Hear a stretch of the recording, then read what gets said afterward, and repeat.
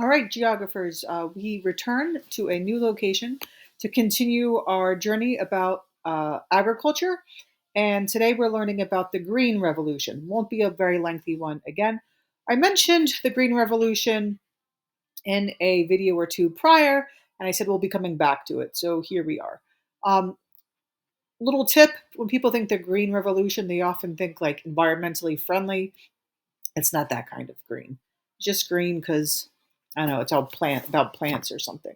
But early in the 1900s, the mid 1900s, there was a series of famines like there's been throughout history, and in the 60s, this green revolution began for many reasons, but partially as a response to try to end those famines. So, a noble cause.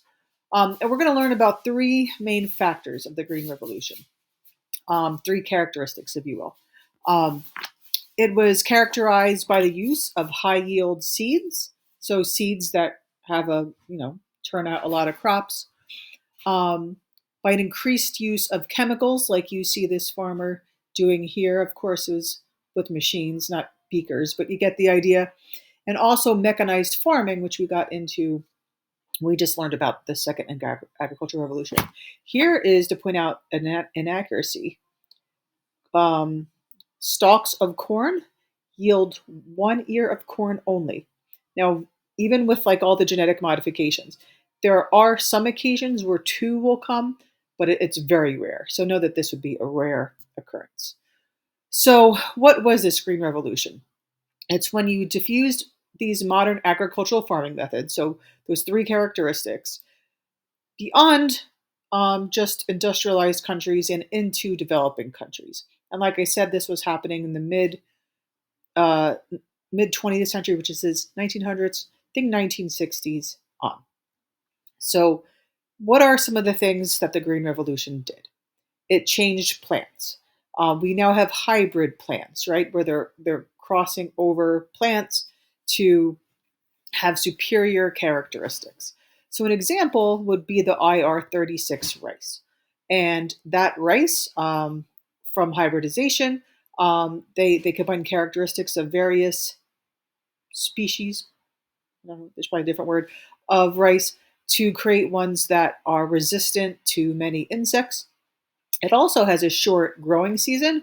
So instead of growing one yield of rice in an area per year, you could do double cropping and then do another, right? So yield even more. Just so you know, AP people did not get into this, but we have high standards. IR36 in most places has actually been replaced by IR64. So if you're interested, you can go research the differences. But this hybridization could also change varieties, different flavors of apples, different shapes so that they're packaged easier, um, varieties with different nutritional values, all those sorts of things. You also want to know about GMOs, and that is a factor of this green revolution. You should know that GMO stands for genetically modified organism. Maybe you learned about this in science classes. But GMOs create plants that have characteristics that you can't just get through hybridization. You have to actually modify the genes. In the US, GMOs crops are most common in corn, right? We have tons, like the largest percentage of our crops would be in corn, soybeans, and also cotton. There's a lot of controversy related to GMOs because even though they yield higher results, there are some drawbacks and some fears. So here's an example. We're going to talk about African countries at the end of this, um, and how they've sort of lagged behind with the Green Revolution. Some of it is by neglect, and some of it is by choice. For example, here in Nigeria, because of some of these fears and concerns, sometimes they're um, more hesitant to use these GMOs. Over here, and you can see that's just from like last week. Over here, from a few months ago, China is approving more modified crops to boost yields or the large population, make money off exports as well. Another factor we want to talk about is the introduction or increased use of chemicals with the Green Revolution. Right? Why use chemicals? Often because it can prevent insects or disease from destroying the crops. It can also target weeds and other invasive plants from invading the crops. It also can help plants just grow faster. Chemical nitrogen and phosphate is a common combination of this. And if used right, it should be more effective than using natural fertilizers. So here, like you say, we'll talk about some pros and cons. There's also some consideration, like you see here. This is from The Guardian from, it looks like I chopped off the date, but it's from just a couple of weeks ago.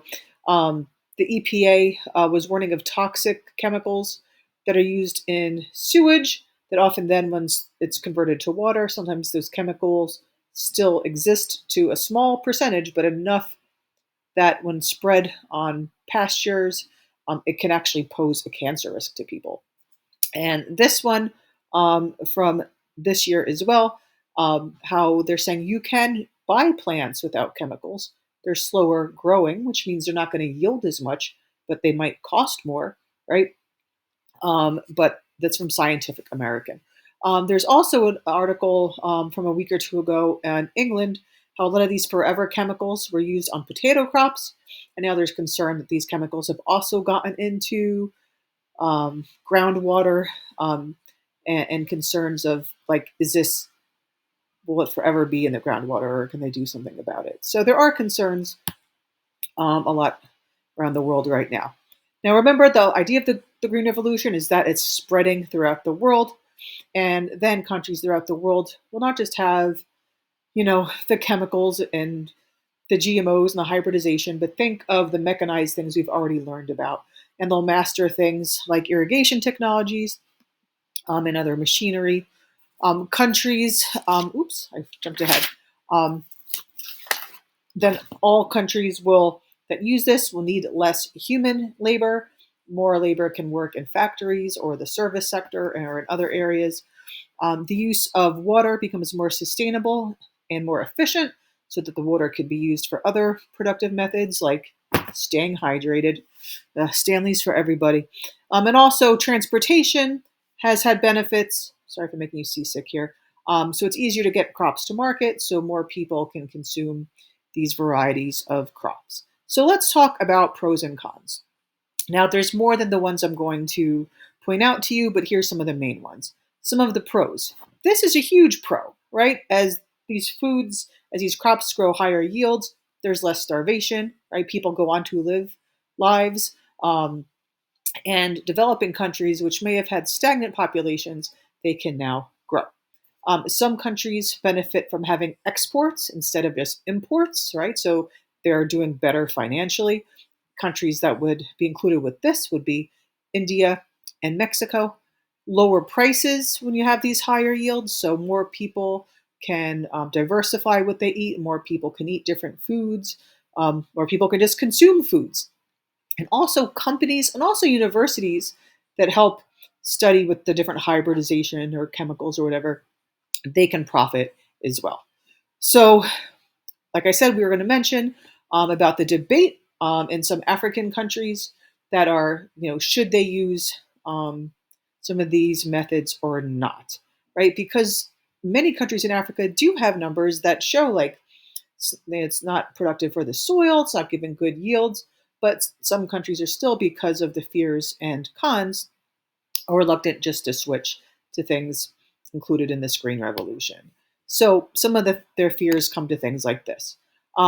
Decrease in family farms for more factory farms, right? Lots of family farms can't afford even some of these methods.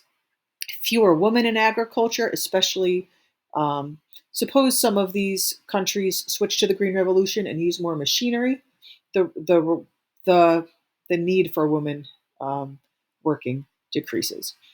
Also, the physical results of what happens to the environment could be soil depletion, soil erosion, algae bloom, chemical runoff, like we mentioned, into waters or into the soil.